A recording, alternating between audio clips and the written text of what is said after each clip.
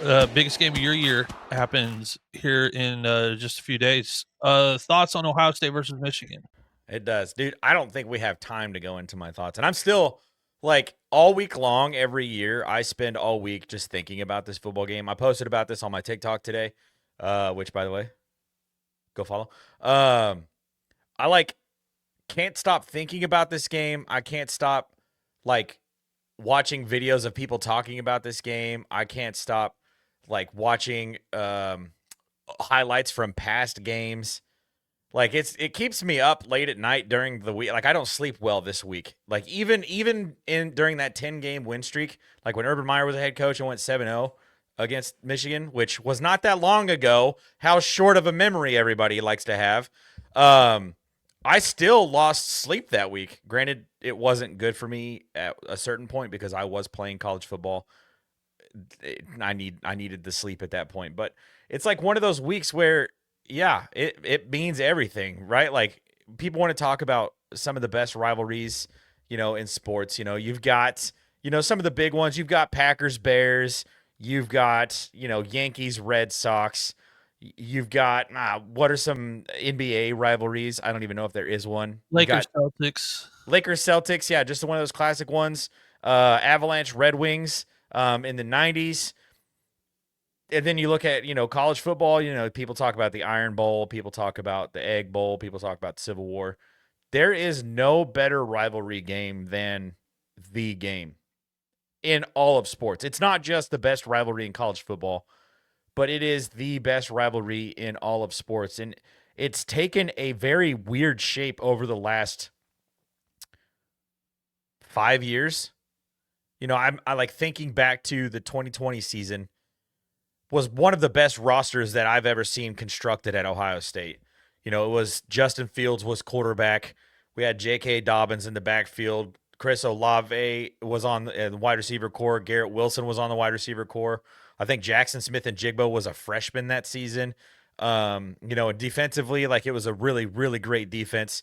It was one of the best rosters that we had ever constructed, and everybody was looking forward to that game because it was like, there were Ryan Day, whether this he should have said this or not, he did say we're going to hang 100 on him. And ever since then, they got too sick to play that game because of COVID. Too many players had COVID or whatever.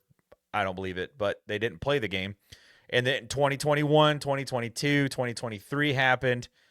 And, it's surrounded by, speculation of scandal, all of that stuff. 2024 happened last season, and it was Ohio State was like a 20 plus point favorite going into the game, was obviously the better football team going into this football game. It was at Ohio Stadium, in Columbus, and Ohio State goes out and just craps it down their leg 13-10. The next day, not everyone, a, a loud minority of Ohio State fans are calling for Ryan Day's head. I wasn't one of them. I was like, you're not going to find a better head coach right now than Ryan Day. And especially right now, he's 70-10, 71-10. Like his record is ridiculous. And then they go on that massive run last year where they win every single college football playoff game that they're playing in by double digits, win the national championship. And now they've gone on this run this season where they've just won every single game, you know, hand over fist. They haven't even had to really try outside of like week one against Texas. And most of that was because Texas had punted the ball inside the 5 several times. We're coming out with a really young quarterback, really young running backs, not a lot of experience in the front seven and stuff like that. But now you get to the point now where it's like Ohio State's 11-0. They're the number one team in the nation.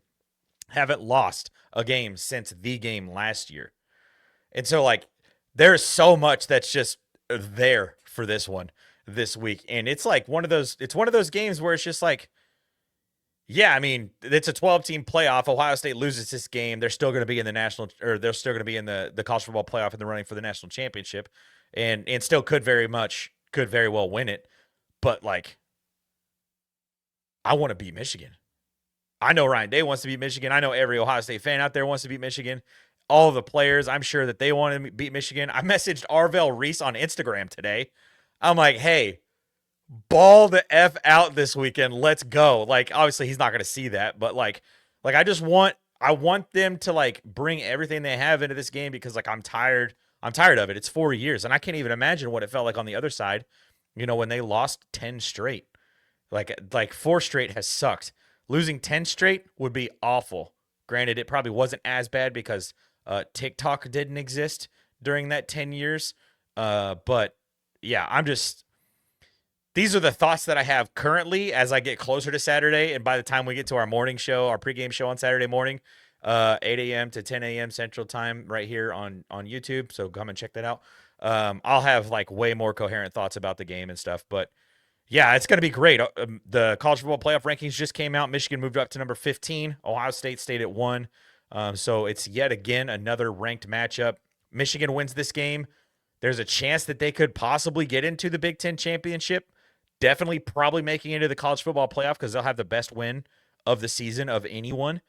Ohio State wins this game. They get to the Big Ten championship for the first time since 2020, and are on a one-way path towards another college football playoff national championship. So there's a lot riding on this game, and it doesn't not matter like a lot of people have felt in the past. Like it still really matters. Yeah, I mean, we've made it pretty clear on this show. I think our stance has been the best rivalry game in college football is Ohio State Michigan, and the greatest spectacle in college football rivalry games is Oklahoma Texas.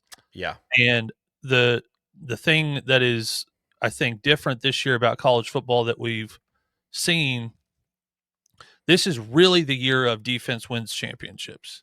Yeah. I mean, we've got teams in the top 10 that can't move the ball on offense very well. But if you've got a great defense, defenses have caught up.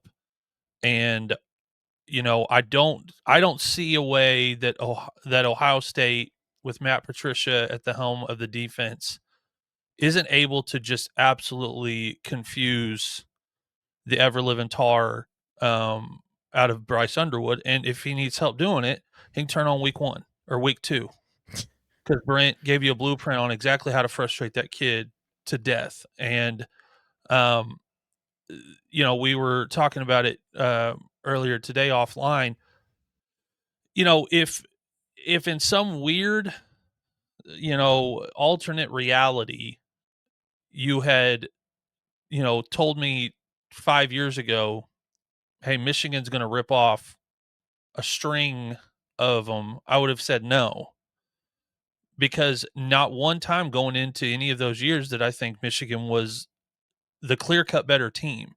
There were a couple years maybe it was closer, but there wasn't a year where I just thought, yeah, Michigan is the out and out better team. I think what has Yeah. changed, and you and I were talking about this, when Harbaugh was at Michigan, he could get Ryan Day to play his brand of football, like grind it out, run between the tackles type stuff. That doesn't exist now.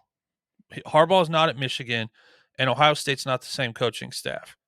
Yeah. There's a certain level of maturity that happens to a coaching staff when you have won a national championship. And we've talked about this with fan bases that tell us that, hey, winning a national championship doesn't mean anything.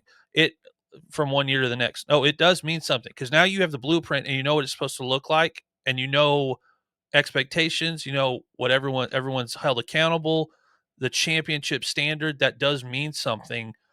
And I just don't see Michigan being able to do enough on offense um, to keep Ohio State's offense off the field. I just don't see how they can do that. That really is where this is going to come down to, like the X's and O's of it all, right? And you can throw, I mean, every single year in this game specifically, and in the Iron Bowl and the Red River Shootout too. Like you can throw rankings out the window. You can throw, points per game out the window. You can throw yards per game out the window.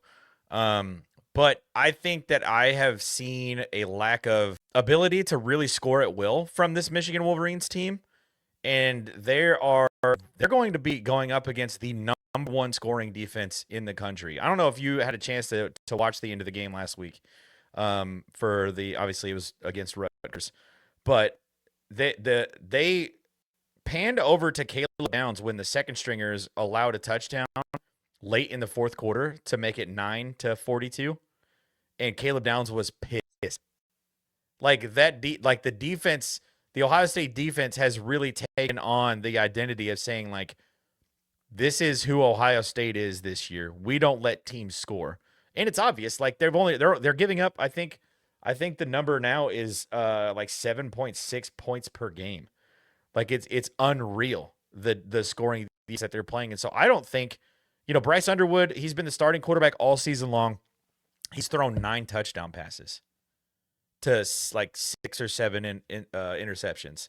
So it's like if he plays that way against Ohio State, it's going to be a very, very long day. Like there might be a defense touchdown in there, and they don't have their main guy at running back, but they still have found ways to be creative in the run game. They're able to insert Bryce Underwood into the run game because of just how good of an athlete he is. But I think like pure passing, he's not quite there yet. And I think he can get there eventually. I don't know if this coaching staff is going to be the one that's going to be able to develop him.